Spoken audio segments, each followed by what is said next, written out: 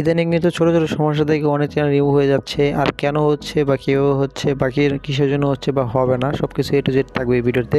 তাই ভিডিওটা কেটে কেটে না দেখে সম্পূর্ণ ভিডিওটি দেখার চেষ্টা করবা, আশা করি তোমাদের প্রবলেম সলভ হয়ে যাবে।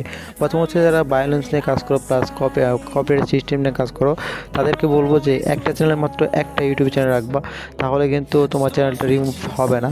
আর যারা একটা চ্যানেল নিয়ে কাজ করো প্লাস আনাদার চ্যানেল রয়েছে চ্যানেলে, আর ওইটা যখন তুমি একটা ভায়োলেন্স ভিডিও ছাড়বা, যদি ওটা কোনোভাবে ওরা ইউটিউব থেকে কপিরাইট স্ট্রাইকের মধ্যে নিয়ে যায়, তাহলে কিন্তু একটা কপিরাইট মানে তোমার চ্যানেল কিন্তু সবগুলো শেষ।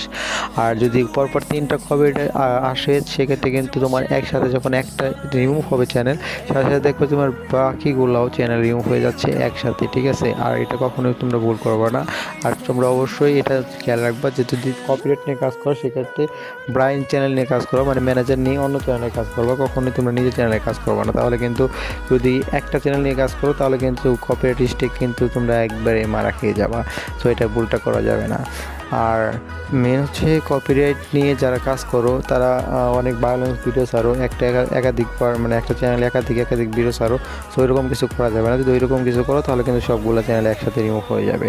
আর যদি তোমরা কপিরাইট নিয়ে কাজ করতে যাও, যে কোনো একটা চ্যানেলে কাজ করো, যদি একটা চাই একটা হলে যাবে, সমস্যা নেই। তবে কপিরাইট নিয়ে ভিডিও কিন্তু আমার আরও চ্যানেলে রয়েছে, দেখে তোমরা কপিরাইট স্ট্রাইক রিমুভ করবা প্লাস উঠাই নেবা বা কাউন্ট ডাউন করবা, সব কিছু A to Z তোমরা ভিডিওর ভিতর পেয়ে যাবা, তোমরা চাইলে দেখে আসতে পারো।